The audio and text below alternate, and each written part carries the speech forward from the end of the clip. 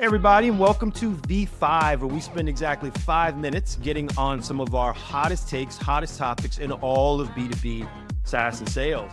I'm honored because I'm here with the first ever two-time guest, my man, the one and only Mr. Bill Balnave, who's the VP of Technical Services at Mezmo. I don't know Bill's take. He said, "I'll tell you when we push forward." So let's get into it, Bill. What's the hot take? 5 minutes. Let's cook. I got to tell you, I am tired of the way that we sell software, and I'm tired of the way that people buy it. And it's just dumb at this point. And what do I mean by that? Well, first of all, so I'm looking at how we're approaching the market at Mezmo. And I think, look, you've been a big believer for a while. You want your prospect to be knowledgeable of your product before they come and talk to you. Like, the website should provide a wealth of information, and I should be able to go and explore and touch and feel and all of that.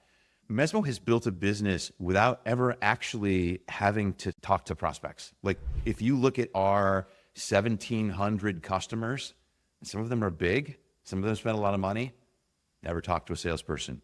That was possible because our initial product was fairly straightforward.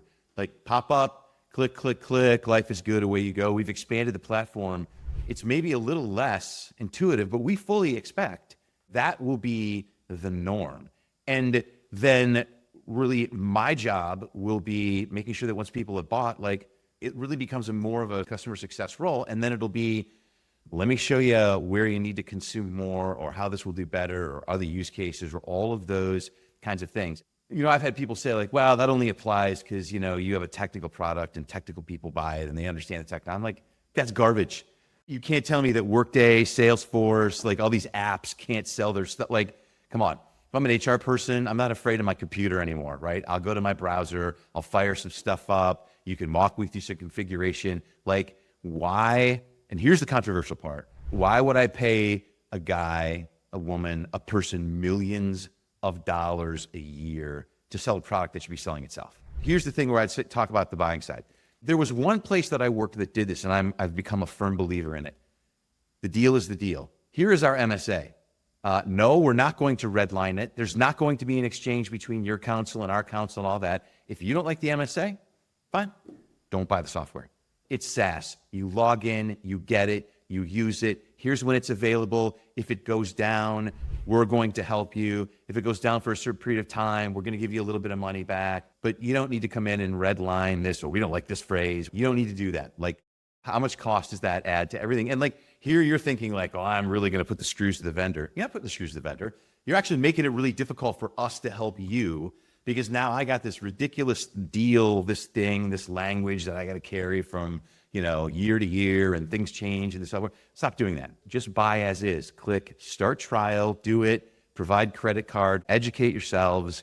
Don't worry about special language. You know, you don't need to negotiate some special deal or whatever. You want to talk pricing? Yeah, great. Like, if you want to go from here's the pricing on my website to that doesn't really fit for us, like, I get that. And I think we're in situations where, in fact, we're working with a couple of like our really large customers where it's like, look, when we renewed you, you estimated you were going to use this much. You're tracking to go way past that. I'm like, let's stop doing silly stuff like that and just say, like, let's just figure out a flat rate where you're not carrying about like, oh, am I going to go over? Am I going to under? Like, no, you just use the product and life is good.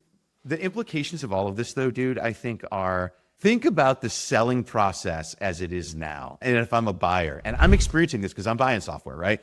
I get a reach out from an SDR. I know immediately this poor person knows nothing. Like, you really don't. And sometimes, like, they're smart enough to be like, pass me on. But a lot of times it's just like, they want to keep asking me questions else. I'm like, don't. I already know more than you do. And as an SDR, you should assume that. Like, trust me, your prospect doesn't want to talk to you. They don't. They've educated themselves. They're ready to go. Like, to me, that's a role that has to be completely revolutionized. It's got to change. Then I talk to a rep. Well, hey, Bill, let's talk about what you want to do. And let me tell you about the company. I was considering a CS platform, and within 5 minutes of talking to the rep, he was sharing his screen and showing me stuff. And I'm like, I'll now not buy a thing from you, dude. Who is the person that I really wanted to talk to? The SE. I need to talk to somebody who can tell me if the product's going to do that. Is it going to do that or not? Is that a smart thing to do? Is there a better way to do it? And quite honestly, Most software sales reps can't have that conversation. No software SDR that I've met can have that conversation. Oh. Now, I am not at all saying like get rid of your salespeople and just have SEs, because they have a different problem, right? But think about the 5 steps, the 6 steps that I have to go through as a buyer to finally get to the answers that I want and all of that. I'm educated because your website was decent. I could see the product. Guess what? I actually had a chance to talk to other people about it, right? I've already talked to some other people about it. I've seen your demos on YouTube or whatever. Maybe I caught something at a conference. I want to get very specific now. And our process puts people all the way back to the tell me about what you're doing. And then it's like, I'm good. I don't have time. it's too laborious. And then people just go to open source, at least right when you can get open source. And that's kind of one of the things that we run into. It's like, I'm just going to do open source, dude, because you know what? I don't have to talk to anybody. I just get the stuff. I'll maintain it myself because I don't want to talk to your SDR. I don't want to talk to your sales rep. Your time's too valuable. And the price to engage is a lot more than the price to just manage and administer. I really like this notion of just how you reduce and remove all that friction. Like everything you just described is like a friction point. And it's been baked in, I think, sales processes that, you know, you and I have been a part of, been in a room designing sales processes or adhering to sales processes that are 20, 30 years old that, you know, work. But like, I think to your point on maybe a more modern workforce, don't want to use the age thing, but a workforce that has grown up using a computer, buying things on the internet, talking to digital strangers, not a problem. 100%, 100%. Look, I've said to other people, there's a generation of people that have to retire in order for us to do this streamlining, right? Because they simply won't give up. And look, I get it. 50 years ago, my knowledge about technology came from a vendor. Like, in fact, I think about, my dad was a CIO for, 20 some years. His best friend, hanging out on the weekends, playing golf with like families getting together like that, was his IBM rep.